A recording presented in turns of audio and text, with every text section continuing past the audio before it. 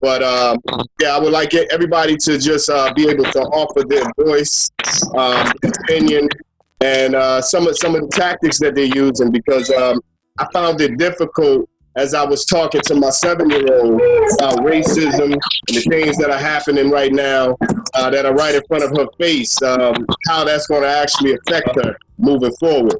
So I'll go around the room. I'll call out some. We'll start with you, Mr. Reed. Basically, how do you talk to your kids right now about what you see? You have kids, and it's about the age range of children that you're speaking to. What now?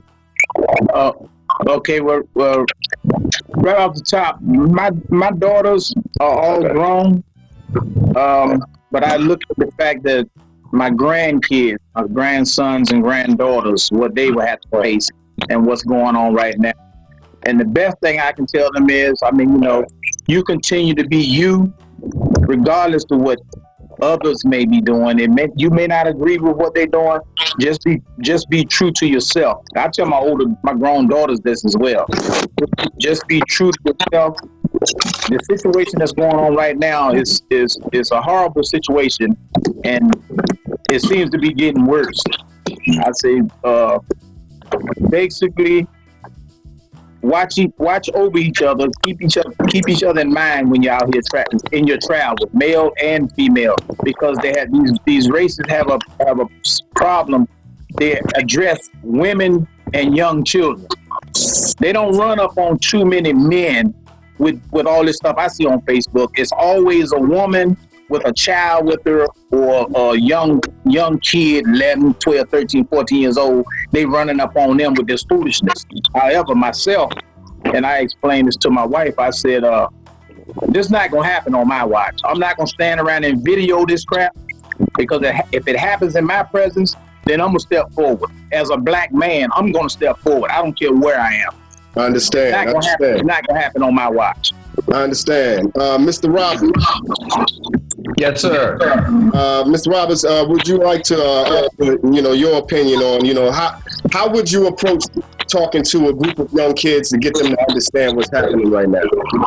Wow, this is pretty challenging for me, because I dialed in as an observer more so than a participant. But as a participant and as a father, I'm sorry, I'm going from my laptop to my cell phone. But as a participant and as a father, I try to teach my children just to be fair. That God created us all, and He didn't make any mistakes. And the most important thing you can do is to treat someone as an individual, as someone special, as someone unique, even as your friend, until they teach you to treat them otherwise. And you also teach someone. I'm sorry, Mr. Roberts. Excuse me, gentlemen. Could you mute your background until it's your time to talk? When it's your time, just go ahead and hit unmute so we can get some clarity on what everyone is saying. Thank you. I'm sorry, Mr. Roberts. Go ahead, continue. Hey, we need to celebrate that baby in the background. That's absolutely the future. Absolutely. That baby's going to be paying taxes. That's going to take care of my Social Security. Encourage that child. No, I was saying how I try to teach my children, or I tried to teach them before they went out on their own, to treat each individual as a child of God. He made us each different, distinct, individual, and special. And to even go as far as to treat them as a friend until they teach you to treat them otherwise. But also be ready to teach your child, or teach anyone, how to treat you, and to expect respect until they treat you in a different way. Or if they treat you with no respect, then don't waste your time with them.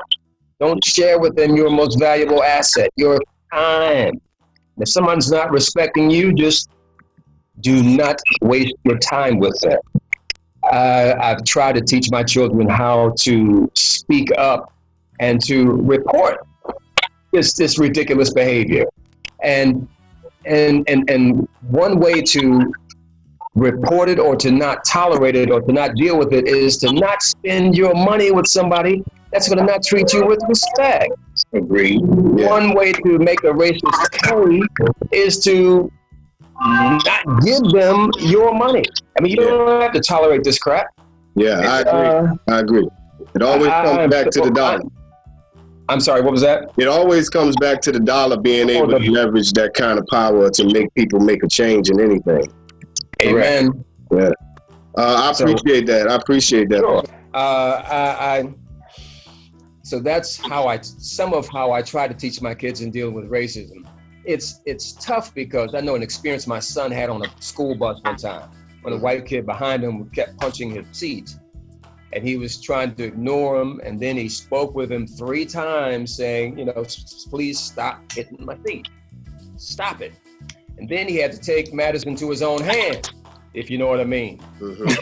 Had to stop the conversation, but it's always the person who hits second or the person who responds who gets the consequence. Right. So yeah, he got a 3-day vacation behind that, but we supported him 100%, and that kind of thing didn't happen again. So sometimes you have to respond, but we were sorry that it came to that, where it had to get physical, because the kid just wouldn't listen.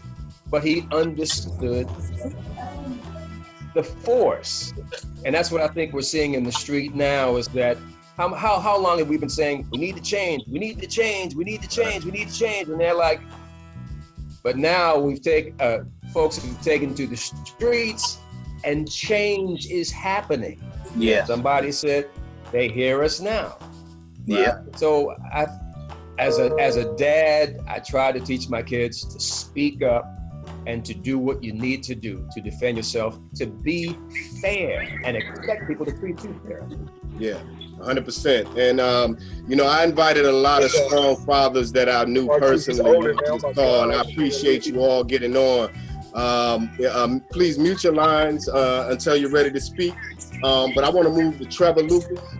Trevor Lucas is my description of a person who is actively developing time to community development. I call them community warriors. No organization, it's a description of how they do and what they are, and how we network together. That's what we do. And we have Trevor Lucas on the call out of Norfolk. He is a true community warrior and a strong father as well. I'd like to hear your perspective. Your kids are teenagers, right? Am I right? I got one daughter, and she's going on her sophomore year in college. Okay, what kind of conversations are you having? What's funny is, man, things have evolved to whenever you go from having a teenage child to having a child going to college, you end up going from the one that holds their hand to coaching them, Mm-hmm. So I'm starting to learn a lot about my daughter and how she feels as a person in it. So we're having some real conversations. I also learned that kids, they watch you.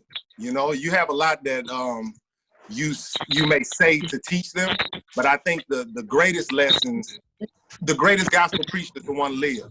And I've learned that through watching my child now at the level she is now. She's grown to be very vocal when it comes to activism and things like that. And the type of conversations that we're having is, like I've always said, that we live off purpose, I feel like God gave us all a certain purpose for his divine order. And like Mr. Roberts said, I don't know if I think I'm okay, right?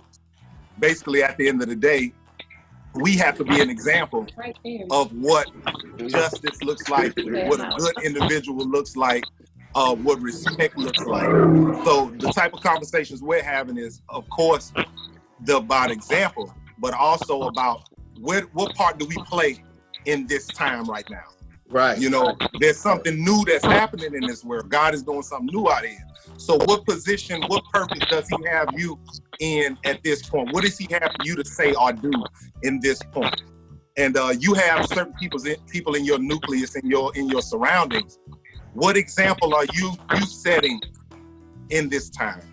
What actions are you taking in your jurisdiction at this time to either be an example of what it should look like, or to speak up and give people the, because my daughter goes to Virginia Tech.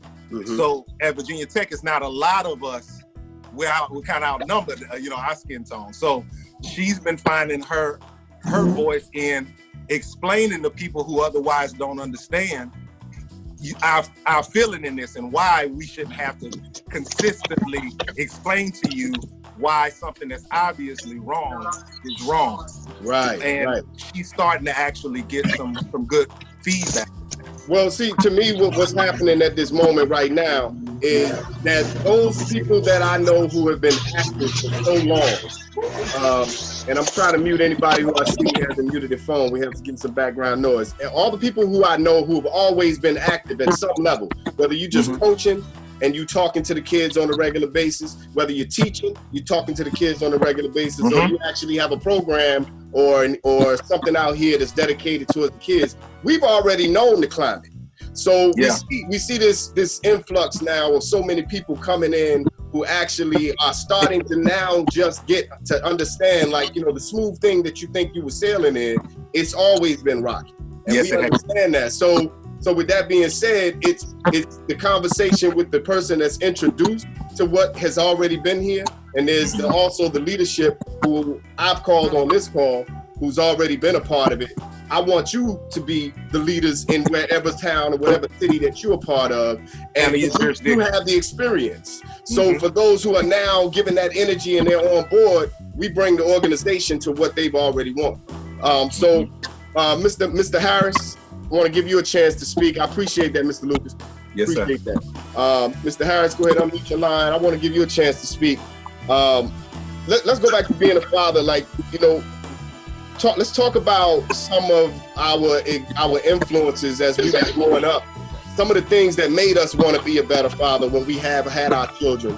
Some of the things that changed us, that we saw, either good or bad, that really influenced us to be the fathers that we are right now.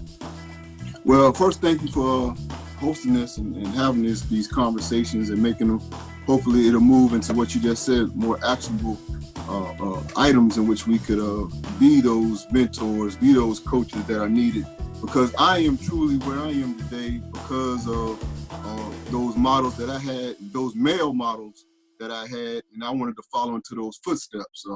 I had a father who was active with me. He was active in civil rights. He was a pastor for over 45 years. Then when I got into school, I had some male educators. I had my black male football coach who to this day is like my second father. I had my Algebra 1 teacher who was one of my basketball coaches, who's now Dr. Mills, who's at Enterprise, is serving as an administrator. See, these are the models that I had that poured so much into me that I wanted to pour what been poured into me into others. And that's why it's such an important thing, because I never would have thought when I was coming out of high school, I would be going into the path that I found myself in today as a city official, as an educator, as in the ministry. If you'd have known me in high school, those are the things I was going to stay far away from. But because of the people that I followed, because of the people that poured into me, I found myself, even when I was not on that path, navigating towards what I had been modeled, what was been modeled all my life. So that's why it's critical for us, especially as Black men. We have to be the change that we want to see, because it was a lot of talk. We were having these conversations these past month or so. I've been a part of rallies. I've been a part of panels. I've been a part of community meetings, which is good because it gives us a chance to get out what needs to be heard. But now we got to put our foot to the ground. Yeah. When we put our foot to the ground, that is calling for us to be able to touch these young people. How are we touching them? Right. How are we engaging with our young people? Because right now they're active. And you turn the TV on and you see the protests going on. These are young people that are out there. Some of them are still in high school out there holding up signs and here in the city of Newport News. But how do we continue to keep them active in a positive way? Well, to me, the quickest way that you can lose a kid, that you finally got his attention or her attention, and the quickest way you can lose a kid is not have anything to show them a progression on how we move it. You don't have anything, no alternative for them. You don't have any answers for them. That's the quickest way to lose a kid. And so when we talk about actionable things that we can do, that's a big part of what's next. we can't continue to just have conversations, because we're gonna lose them that way. So we need to bring the ideas that we've been harboring for years and knew that the climate wasn't ready, where people wasn't gonna understand exactly what we were trying to do. This is the time right now to actually come together and truly build an agenda wherever we are. I want to move down to Atlanta. I got my guy Ziggy on. He is a long-time community warrior, been working with kids forever. And I'd like to hear your standpoint, Ziggy. What are some of the conversations that you're having with some of the kids in the area and some of the kids in your program? Yeah, first I want to say thank you for having me, Markeith, and it's a pleasure to be here with you guys. I've worked in the nonprofit sector for quite some time. I have a 9-year-old daughter, a 5-year-old son, and again, I've been in Atlanta for a while, for a really long time, and none of this is new. What we've been talking about, you know, Markeith and I go back in regards to the relationship with teenagers and building them up and working with them weekly, and you know, we've been connecting a lot more recently, and there's a lot of pain. You know, our program that I you know, I'm proud to represent and been a part of for a while was always transparent. We always had candid conversations. So, you know, when they're hitting me up and we're checking on each other, we're just sharing stories about like, how do we navigate and adapt? You know, I always mention to them, like, you have to adapt if you're trying to get up the corporate ladder. If you want to be an entrepreneur, you have to adapt. And, you know, the conversation now is, where do we go from here? It's been a lot of pain. None of this is new. We feel the turmoil. We feel the angst. My young king and my queen here, they're young, man, and they see what's going on and they're feeling it. So the conversations have ranged from just figuring out steps on how to just shop within our home, because now they're older, right? They're not teens anymore. They're 24, 25, 26, shopping within their own communities, how to get involved in some sort of, you know, policies or, you know, advocates. They're out there on the front lines. They're out there promoting, protesting. So it's just a lot of conversations on how do they heal first before they can move on and do something to help set them up for their future. There's a lot of healing that needs to go on. Markeith, while we were out there working on these programs, you know, these kids were getting stopped for no reason, handcuffed for no reason, right before they walk into our doors, right? Like they felt this for a long time, just as some of us on this call have. So just healing, getting to that sense of, how do I take care of myself first before I can go ahead and take care of others too. So it's a lot of different conversations going on. Yeah, and I agree. You know, that as soon as you started talking about that, it made me think about this video that I just saw, that a lot of you probably saw, about the little young girl. She was a little black girl, probably 8 or 9 years old, and the young white lady cop was walking up to her, and the girl just stopped in her tracks, started crying, because out of fear that something may happen, and even at that age. And we talk about so many times we move from one generation to the next, and we don't really, we just got into these conversations about mental health and therapy for our kids and all of these things. And with what they're seeing now, a lot of them are internalizing them, and they're not really being able to understand how to express them at this point. And as the adults are not really truly externalizing their thoughts, and they're not understanding how to express it, as a combination, to me, that's a bomb. Because now you got 2 generations, 3 generations that are not talking about the issues, are not talking about the problems. 25 years from now, we end up being in the same place we are now. I want to move to Mr. Gates, Mr. David Gates. Got him on the line down here in Atlanta also. I appreciate you, Ziggy. Mr. Gates, tell me about some of the conversations that you're having with the youth that are around you. I know you have a great mix between young adults, young kids, you know, and those who are in our generation and above. So talk about some of those conversations y'all are having down there. Well, you know, thank you, number one, for allowing me to be on the call and thinking of me in this regard, brother. But the one thing I always tell my kids is, you know, unexpected items was a black president. Unexpected was a pandemic, but what's always expected is police brutality. it just came from, the slave trade. So when you sit back and know its history of how the police got into their position, then we have to take the conversation from there. With the brother that just got killed in the Wendy's parking lot, it was senseless to the degree that it was excessive. They definitely shouldn't have shot him.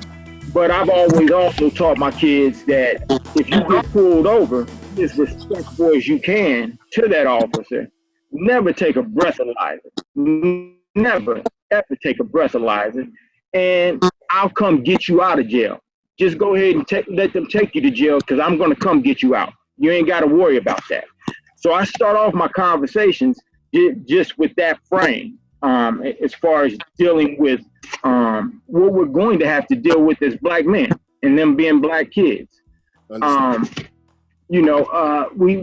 having conversations on how do we reactivate where police are from the community. You know what I mean? You need at least a quarter of the police officers to be from the community in order to talk to the other officers and let them know what the community is about. So I think actionable steps like that, making sure we make our police force accountable for bringing in people from our neighborhoods on that staff would help in letting them understand who they're dealing with. It's just different conversations that we're having like that. Yeah. And I also believe from the economic standpoint that, I think a lot of people based off of this pandemic have been going to Home Depot. Well, the CEO for Lowe's is a black man. Why ain't we going to Lowe's? So, I just believe in making sure you're taking care of your community. Black, white, Asian, indifferent. I have several people who own restaurants around here. I still go to their restaurants. I go to my Black brother restaurant. I go to my Indian people's restaurants. I participate in my community to make sure that we keep thriving and can keep on the dollars cycling in my community that I'm in right now, which is in. Let me ask this. I know everybody's heard of the Green Book and how they used to have so many, like it was basically like the yellow pages for black-owned businesses and restaurants and hotels and accommodations in whatever area you may be in. Does anybody know about any where we could go to a site or somewhere now to be able to identify that? Just raise your hand and I'll unmute you. All right, go ahead. My son is working on something just like that. Him and a few partners of his up in the DC area. He's trying to put something together just like that. It's going to start in that Maryland area. It's going to work its way down. So once he gets something going, I will definitely let you know. Got you. Appreciate it. Go ahead, Corey. Yes. I want to say greetings and peace to everyone on the line today. Thank you, Brother Markeith Woods, for thinking about myself and putting me into channels like into this. We actually have a community in Norfolk who has a website called Black Wall Street. And what they're doing is trying to promote a lot of the Asiatic businesses. And I say Asiatic, which is another term for what the brother had used as far as black people. He used the term black people. I refer to our people as Asiatic. So just for clarity, I had to bring that up. But yes, the brother has several websites in Norfolk. It's called the Black Wall Street. I will provide that to you, my brother, and maybe we can get that out to everyone that's on the call today. Excuse me. Got you. I appreciate that. Mr. Jason, good to go. JJ Markeith. Oh, this is JJ. Oh, look, I couldn't even see who you were. I'm sorry, man. What's going on? How you doing? It's good. I know there's buyblack.com, and I think that's also broken down by city. Okay. And my wife had actually found a website yesterday, and it was Melanin something. I can't remember the rest of it, but the green book was also a way of safe passage through the South. So, you know, it was not just somewhere like place to buy. It was pretty much places to go, especially when you had to sleep at night. Yeah, yeah. So, but yeah, there are multiple websites popping up now that are making it easier to find Black-owned and minority-owned businesses within the communities. I know here up in Richmond, they actually had the Black pages for a while, and it was literally yellow pages for Black businesses. And you got it. It was hard copy and everything. I haven't seen it in a few years though. Anybody else want to add anything to, you know, some things about some of the conversations that you're having with your people right now? Go ahead, Corey. Yours open. I'm working the Zoom. I first want to also too. I just recognize the way the Honorable Don Roberts. I want to say that in '97 he had came to Denby High School and provided a surety for me as a young brother in the community, and yourself as well. Just watching you and working with your influence, it's definitely responsible for my growth and development. So those things that I learned from both yourself, Brother Markeith Woods, and Brother Don Roberts, I was able to apply them to my everyday life and avoid a lot of the things that the stereotypes of our people at a certain age will come. I was able to overcome a lot of obstacles. As far as what we're doing here at Noble Drew Ali's Learning Center on 5002 Jefferson Avenue, we're teaching people about the law. We teach the people how to deal with it on a more professional scale. Also, we provide information where we're looking at our brothers and sisters' cases, and we are also teaching our people how to be better citizens. In doing that, we are following the program of the Honorable Prophet Noble Drew Ali, who came 1913. He came with a program that was consistent with the Honorable Marcus Messiah Garvey. Marcus Messiah Garvey's program is what we're actually teaching now. Self-economics, how to spend money, how to establish business line of credit. It was unheard of in the times of Marcus Garvey and the Prophet Noble Drew Ali for our people having corporations. So we're teaching simple things like how to establish a business, how to get business credit, how to own home, how to purchase a home. All of these things have a lot to do with citizenship. And that's what we're doing at the Learning Center, my brother. Thank you. I appreciate that. Thank you. All right, can I add something real quick? Yes, sir. Go ahead, Tony. I work in the school system, in the behavioral school system, and I think one of the biggest things we need to do with some of our kids is we need to give them the opportunity to set goals. A lot of these young men and women do not have any goals. That's right. If you don't have any goals, what are you going to shoot for? They just riding through life. I've been working with kids for 25 years. The majority of them have no goals. I'm talking from K through 12. And in my situation, some of them are with us today, 22. I have a lot of kids who come back to school after they've graduated because they don't realize the reality of graduation, and that reality hits them. There is nowhere to go. I have some kids that go to school and get a certificate that just says they completed the classes. Then what?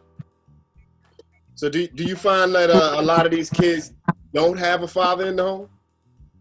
A lot of them, that is the case. I didn't have a father in the home, but you have to find someone to look up to. You can take a number of people. You have Mr. Don Roberts here. You have you. You have people that go through some of these kids' lives, but they have to have a goal. They have to want something. That has to be established early.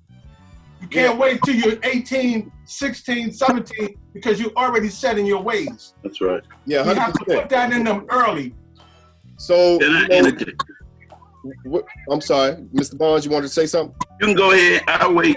Yeah, so that's right in line with the way that I think as far as, I learned a lot of my goal setting from playing sports, from playing basketball, from playing baseball, from playing football. And I know it's a lot of kids, especially today, who are not involved with sports. So, we can always identify the kids who are about to become the next sports star. But how do you identify the rest of the group? The kids who are the leadership, the kids who are destined to lead in some other area of life, whether it's business, whether it's law, whatever they're doing. How do we find that kid and put the proper resources and support around that kid?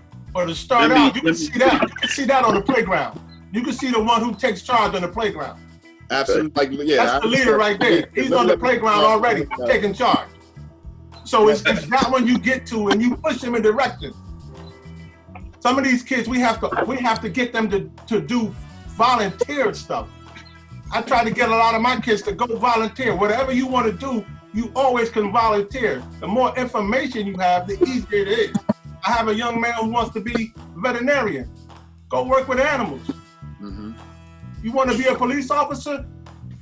Ask the police officer, can you hang out? You want to be a DJ? Go to the radio station. Right, put them. That's what I mean. But there you go. What you're saying is exactly what I see as the process. But what we need to have is a systematic way that we do that. It can't be random. It has to be more intentional. Because if we just leave it up to, hopefully they pass Tony in the hall and you have a conversation with them and have that and then push them to that, say, hey, this is what you're looking for. I know someone who has that. It got to be more intentional. Mr. Barnes. It's not going to happen. It's not going to happen in school. So my suggestion is, because the brother is on point with what he's saying, but it's going to have to be supplemented outside of school. Now, what I wanted to say before y'all really got into that is we know that this is supposed to start at home. But what do we do when you don't have the home that's supporting the child?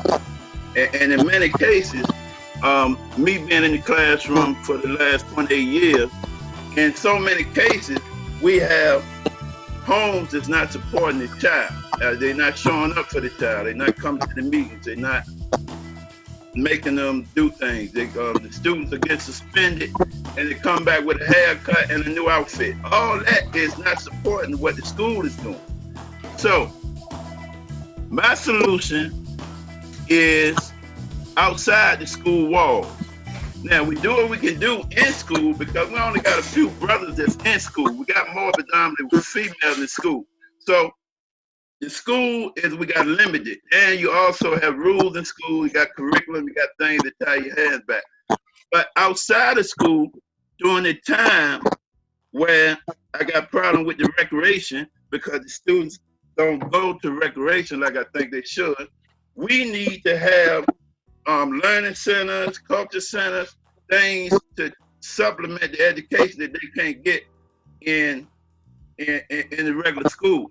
A good example is history, Black history, indigenous history. This is not American history. This is history before America was even discovered.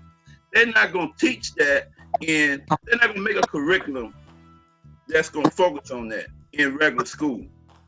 But we can do that outside of the school building in programs and after school things at the community centers or whatever spaces we can pull people together to do that type of thing. And one other point I agree. That I want to piggyback on the guy with the trying to reach. Well, you too, Markeith, you said something about reaching the students that's not playing sports. Well, my solution to that is to go back to one of the African definitions of educate. Educate, the meaning of educate was to bring out what is within.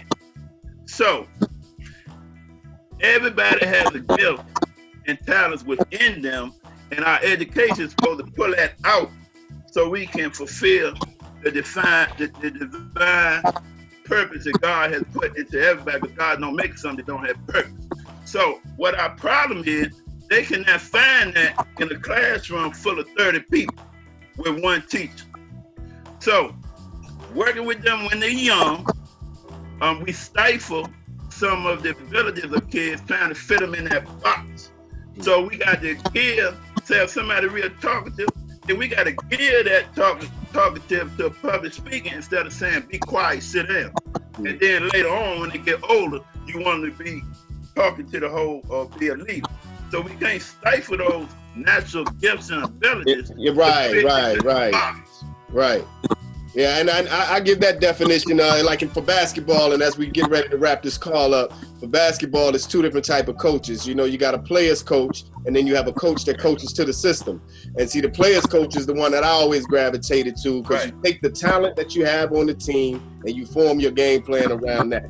That's where we're looking at in the totality. In community, they call it asset building, community development. Right. Anybody else want to say anything before we get ready to close out this call? We got Coach Adam, Mr. Reed. I'm going to go ahead and pull you in. All right, you got to unmute. Okay. There you go. Can you hear me? Yes, sir. Yeah. I'm listening to the conversation. All this is great dialogue. All this is great dialogue. But the years I've been here in Newport News, the one way I figured out you can get to these kids is you have to listen to the kid. You can't talk at the kid. You have to hear what this kid has to say. You can't just go on. A kid get to talking, then the adult figure, since they're the adult, they overpower the conversation. You have to listen to that kid. If that kid buys into what you're selling, he will follow you for the rest of his life. Yeah, that's right. Yeah. Be a part of the process, and that's another goal that I always have is make them a part of the process. I just appreciate everybody who has been on the call, everything that you guys do as fathers, and everything that you're doing for the community.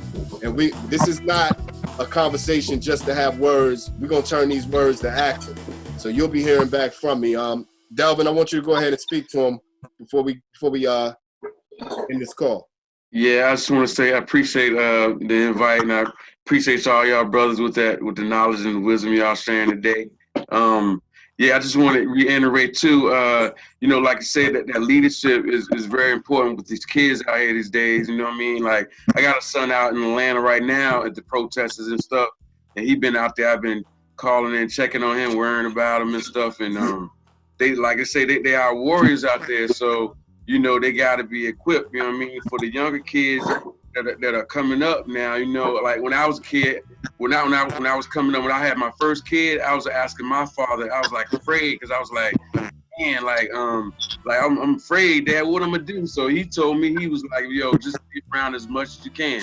You know what I mean? So I think that's a vital piece of advice. Like, for if you got a kid, a young kid or whatever, and in your life, or you in the home with them, that's very important that we men, like Markeith said, the women are the riders. The women waiting, the sisters are waiting for us to stand up, and take charge. It's just, we got to stand for this, So the whole thing is, it's not just about George Floyd. It's about all the brothers and sisters, Sandra Bland, Trayvon Martin, Dr. King. It's about all our fallen soldiers and our legends and our leaders that have fell victim to systematic white supremacy and gun violence. You know what I mean?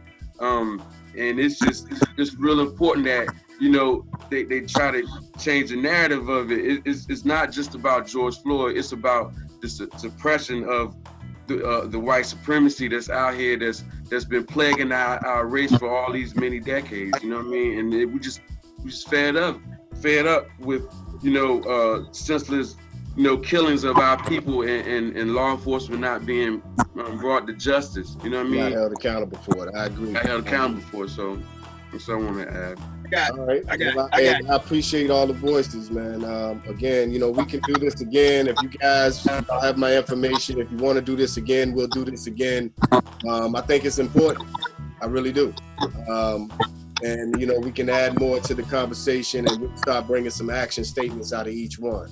And as I end, Markeith Wood at Markeith73 on all social media.